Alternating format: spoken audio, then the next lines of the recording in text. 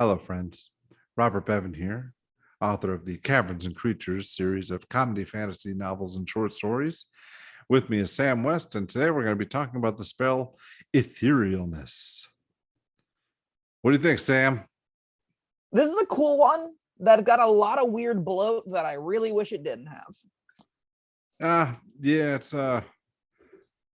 got more of that plain stuff that I can't wrap my head around. Extra plain or garbage. It's okay. I know some people love it, and there's some settings where it's great. But yeah, I've never been at a table where we really delved into the planes, and I'll be the first to admit I don't really understand them. Like, yeah, all right. For example, it says, all right, you go into the ethereal plane, you move around or whatever, and when the spell ends, you come back to the material plane in whatever space you currently occupy. So, like, all right, I can wrap my head around the material plane and the ethereal plane. You disappear, you move through walls or whatever, you pop up over here. But there are other planes, and I don't get how that works with this. As far as the rules are concerned, they just say it doesn't, which I find really stupid and frustrating. But that's beyond the point. To your exact point, 99.9% of people playing with the spell, unless you're playing specifically Spelljammer, unless you're specifically plane hopping, Etherealness is just going to be, you can fly around and move through walls for a 7th level spell. And you're also, like, it helps that you're also invisible, that most things aren't going to interact with you. There are some niche weird things that will help DMs if you're like, people are really abusing Etherealness. I mean, you're at the stage of the game where you get there, you're going to have to figure out how to handle it. But there are some small tools you can fall back on to use. Now, being on the ethereal plane, though, the way I look at this spell is just like it's invisibility plus moving through walls and stuff plus fly, and that's a bunch of cool stuff bundled together for a 7th level spell. However, being on the ethereal plane, you would be able to interact more effectively with ethereal creatures like ghosts or whatever, correct? There's like, is that in there? A handful that have been printed. Phase spiders, I believe ghosts, but ghosts are I know on the material because you can hit them on the material. Phase spiders like jaunt to the ethereal plane, I believe. I don't know. Again, the rules around it are I find them frustrating because they're extra. They're just like really, you have to delve into a pretty deep rabbit hole to figure out etherealness and its wholeness, whenever most of the time it's just, you are sort of, you're right next to existence walking through stuff is basically the gist of it. Right. I wish it were just that. It's not, though. So it can be. It can be. If you're DM and you're playing this, you will likely see that as the main effect. There are some monsters that you'll interact with very rarely. I imagine, unless your DM is specifically targeting etherealness with ethereal monsters, like if you find yourself abusing it too much to scout through dungeons and stuff, and you're like, DM's like, okay, the villain knows you're using etherealness to scout their dungeons, they're going to create phase spiders, they're going to create ethereal monsters, they're going to cast etherealness on their own guards to go through the ethereal plane, track you, and kill you on it. That is a way that you can have a counterbalance to etherealness if you're finding it to be a problem. That is not necessarily important for the spell, in all honesty, and I feel like it adds more blow than it needs. But again, it is in the bulk, like the bulk of people are going to be seeing that kind of nonsense. The bulk of people are going to be using the spell as a neat exploration tool, a neat travel tool, a thing where it's sort of the upper level version of an early fly speed. It's like the upper level version of turning into the bat and flying into the darkness as the druid, because you can only cast on yourself. And while, yes, you can navigate the space 3-dimensionally, kind of go wherever you want, perceive events happening, you can't, unless you know you just need to get in somewhere and get out. It's very difficult to justify like using it to infiltrate and kill everyone in the base. You still probably want to bring your comrades. You probably want to have your team going through and killing the stuff. You probably can't do it alone, which is why I think the spell is probably fine for most people. What about all right, from a strictly practical point of view? All right, you've got invisibility, fly, and moving through stuff. How do you find that combination of benefits equates to powerful. A 7th level? Is it 7th level powerful? I think so. Yeah. I think because while we say it's like invisibility, phasing through walls, and a fly speed, it's a little bit better than all of them in that you are getting around effects that counteract those. So see invisibility, detect magic, that kind of stuff isn't going to work because you literally don't exist. You're literally somewhere else, just seeing into this space, right? So it's going to have that pretty gargantuan upside. As far like, it's hard to ask for more from a 7th level spell than what Etherealness gives you, in that everything it does is genuinely powerful and difficult for other things lower level than it to interact with all that well.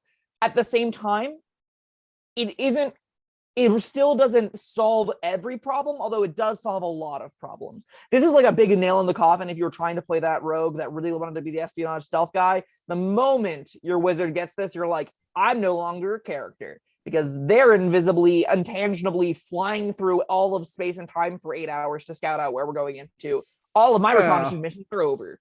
And that kind of stuff. That's if they want to use their 7th level slot on that. That's that is sure. a cost. Yes, that is a very real cost. And I find it still kind of feels bad that an entire character can be summarized by a better 7th level slot. I don't love the spells that replace characters, and this definitely can do that. It can feel that way at some tables. At the same time, though, again, we're getting to the tier of play where we need to start interacting with high magic settings, and this is a tool to interact with high magic settings. This is a tool where you can, in the right table, this will be a scouting tool to give you information about the area you're looking to infiltrate and identify problems you're going to need to solve. And I think that is where it is interesting and cool. It can open up elements of world building where there may be, like I said, big bads putting ethereal monsters in the ethereal plane to track you, but also just things that acknowledge when ethereal creatures are nearby, right? Creating magical weapons and tools that detect ethereal creatures can be a means of taking the spell and making it a little bit more interesting, and making it a spell that sort of facilitates a kind of upper level gameplay where now your wizards they have this tool to scout out and plan environments, and there is some amount of counterplay back and forth with the DM, and you have this next level upping each other, trying to outsmart and outthink and outplan. And that's what high level D&D can boil down and look to a lot of the time, especially with a lot of high magic characters. This is great in that environment. This is a pretty interesting tool whenever it comes to that. You do have to scout the area slowly. You move at half speed, basically. You are limited to 60-foot vision. That doesn't really matter because it lasts so long. 8 hours is roughly forever. And for the 7th level slot, just being you is fine. Upcasting it, you get more creatures, which I have some gripes with, but they're odd gripes, because when you upcast this, it immediately goes to 3 creatures that you can include within the Etherealness, which is a very annoying number, because 3 target willing creatures, it can include you. So you're getting most of the party, sometimes all of the party, sometimes not all of the party. So the power level of the spell directly compares to how many people you are literally playing the game with. And I think that's kind of dumb, because I kind of like it, because most parties are going to be more than 3 people, so it'll help you get 3 people moving around, but still give you the challenge of having to get those other 1 or 2 where they need to go. I think that's fair. cool. That definitely opens up windows where all of a sudden the rogue stealth is important again, because everyone else gets a free ticket in, and the rogue is the one that has to figure out how to get actually in the hard way. Right. Sure.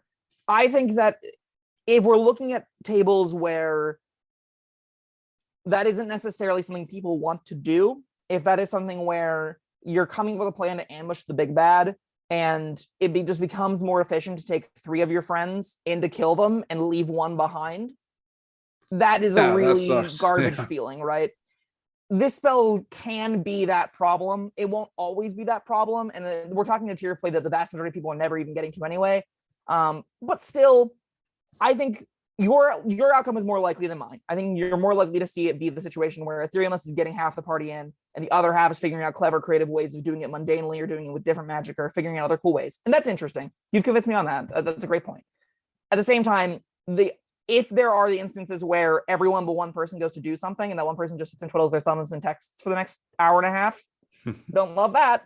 And that's a problem with spells that don't care about party scaling. And the spell doesn't care about party scaling. It gives you a fixed number of creatures that will vary between how many people you bring to play. And that's, I think, annoying. And I wish we could have designed around that better. Yeah. Well, I also like what you were saying before about, the villain setting up ethereal, catches. Like, all right, say you got yourself, you cast Etherealness, you go in, and somebody you see some other ethereal dude staring at you. Well, crap. You run back to your party, and now you've got a different adventure. It's you could have things go two different ways. You could go the mundane route, you go the ethereal route, but that, I mean, that was just a scouting mission. Now you think you're being sneaky, but the big bad has alerted your presence, and you've got an extra layer of dangers. That's well, it's a little bit odd to me that literally every class gets this, and I think it makes the spell a little bit less special, but it does also help that so that your DMs are more likely going to be prepared for it. The fact that a whole lot of characters can take this is going to be a big learning experience for player or DMs when they get to this tier of like, wow. Crap, I didn't realize how many classes got this. Good golly. Bard, cleric, sorcerer, warlock, wizard. If you're not a druid and you're a full caster, you get it. Well, you know what? I think that kind of takes care of your problem with the, not getting the whole party in there. Surely you got 2 of those casters in there. Maybe 2 casters that want to take Etherealness. Again, remember you did say this costs a 7th level spell slot, right? So there's maybe I understand. I think that's part of the cost. Sure, for sure. It helps, like if you have a cleric in the party and your wizard wants to do this, that's a perfect example of okay, everything's probably fine. At the end of the day, though, I find that this will be a problem for some DMs that are new DMs and are now getting to their first higher tier gaming. And someone presents them the etherealness problem of, I have absolutely no idea what I'm supposed to do to deal with this. I have absolutely no idea how to stop my party from just having perfect information of all of my dungeons and stuff, as the spell's basically telling them they can do whatever they want.